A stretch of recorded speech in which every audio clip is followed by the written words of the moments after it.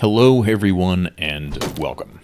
Wanted to bring you a little bit of an update from the test servers. As you may know, I've been playing a bit of Druid on test, and I'm not really going to talk a lot about Druid in this video, first and foremost because I think the essence of it has already been covered pretty extensively by other creators out in the content sphere. But I will add a bunch of stuff which I haven't seen anyone talk about that's currently on test that's interesting, to say the least. The first and foremost is that someone has done a complete pass of pretty much every map that we currently have access to. I'm talking about both levels of crypts, I'm talking about goblin caves, and I'm talking about the frost caves. They've kind of gone over it with a polishing pass across the board. We've seen furniture and other points of interest kind of moved around or tweaked. A lot of the areas which have been popular in the past for kind of Z-axis exploit and cheesing of sub-bosses and other mobs, they've taken another pass at that, and a lot of those have been changed. But overall, just the aesthetics that we're seeing on the various maps have been greatly improved. So hats off and kudos to the team who's been working in the background to improve the quality, the visual quality of a lot of the maps that we're playing with. It's really good. In particular, a lot of the areas in the ruins, the Forgotten Castle tile sets, a lot of those furniture items have been moved around in really smart ways.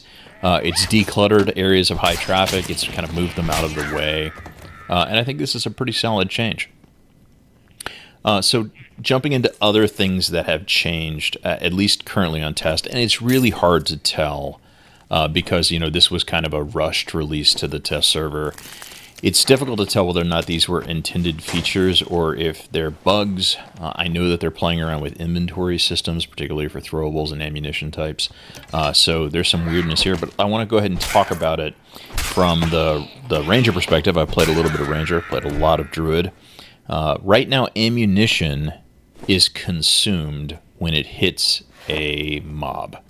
So if you shoot 8 arrows into a frost kobold on this map, when you go to loot that kobold, your arrows will not be there. So if you are playing any ranged classes on the test server, bring more ammo than you think you need because it's going to be consumed in a way that we're really not used to seeing.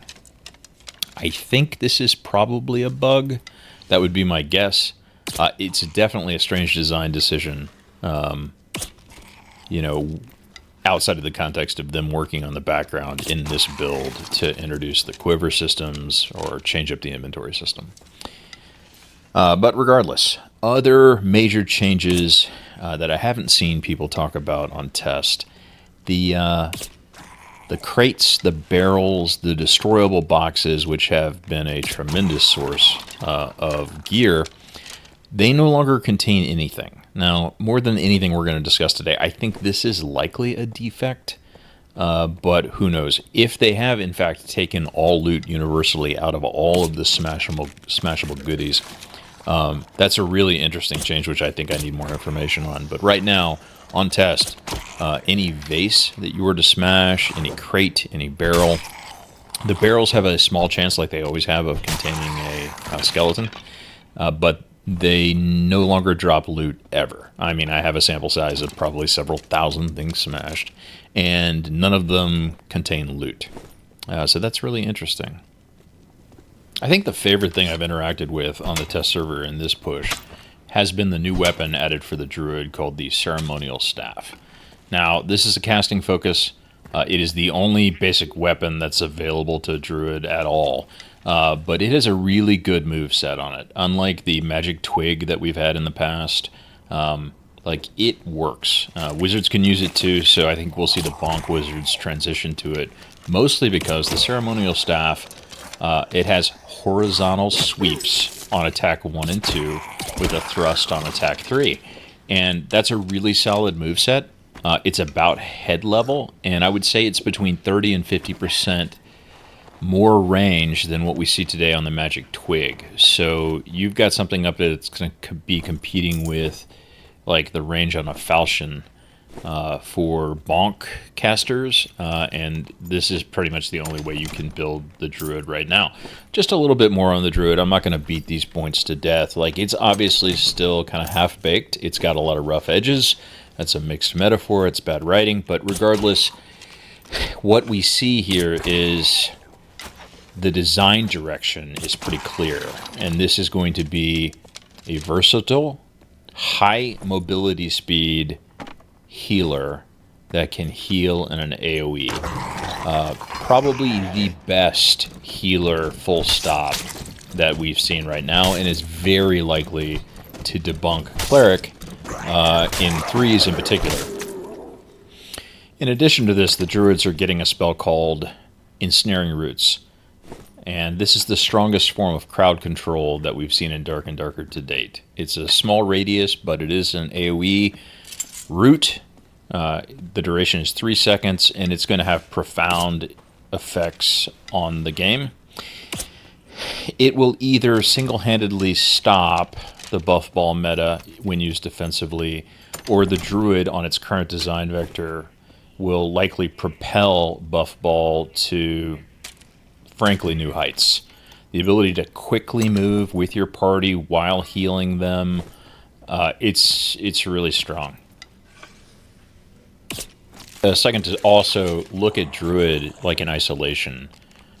This class is likely to be the best rat class, hands down, that we've ever seen. They can sustain like nobody's business. They can live outside the swarm better than Cleric, better than Warlock, better than any class that I've ever ratted with. Their ability to avoid PvP encounters is probably better than any class as well. I've on several occasions now heard trouble coming, not wanting trouble myself. I simply turn to a rat and hide under, around, or even in, scenery. And this is just really, really solid from a rat perspective. Like, the rat playstyle, Druid will be better than Rogue, better than Cleric. Just phenomenal escape and evasion, phenomenal sustain. Through both your healing, but also like the base mechanic of shifting spells. There is some problems with the math, and hit points aren't dealt, or hit point percentages are not dealt with as absolutes. So if you are knocked down from, let's say, 100 hit points down to 10 hit points, if you transform into a rat, you lose a huge chunk of your max HP. Well, great, that lowers the ceiling.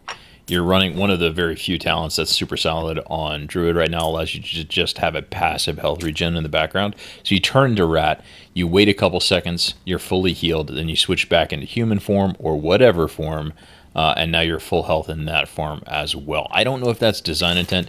If it is, then Druid is absolutely the class that I'll be recommending to new players, people who are still trying to figure out mob mechanics, AI, and just basically how to survive mechanically inside of Dark and Darker. This is the most forgiving class that we've seen so far.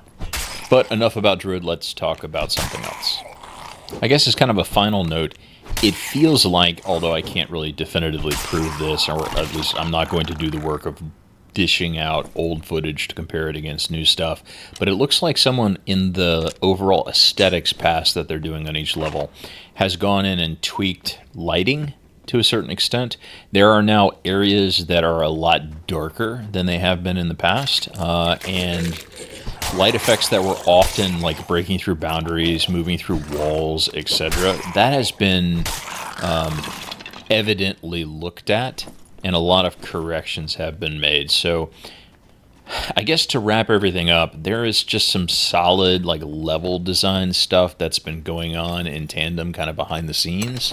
And I think that's great. I think that's a really healthy process, and I'm invigorated by seeing some of the creative problem-solving measures that have been brought to bear, not only from a lighting perspective, but also just from a general aesthetics perspective. Like, the maps are looking better than I think I can ever remember them looking.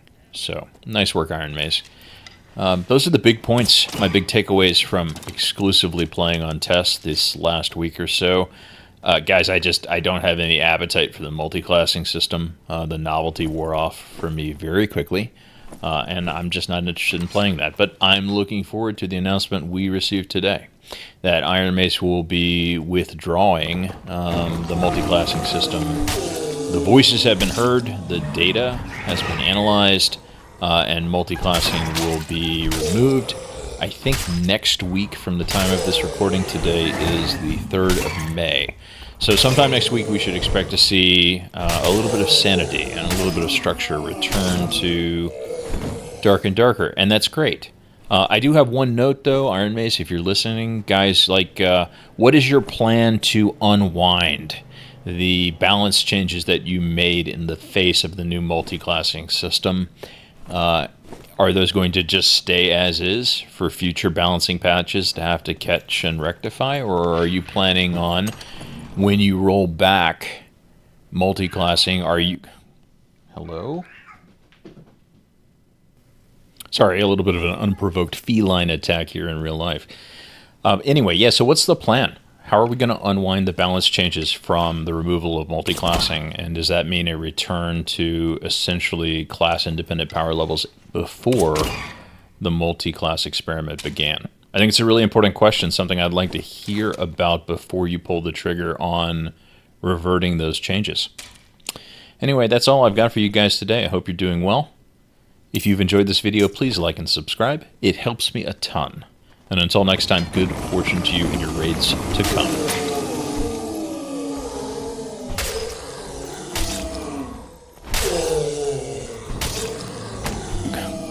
Hello?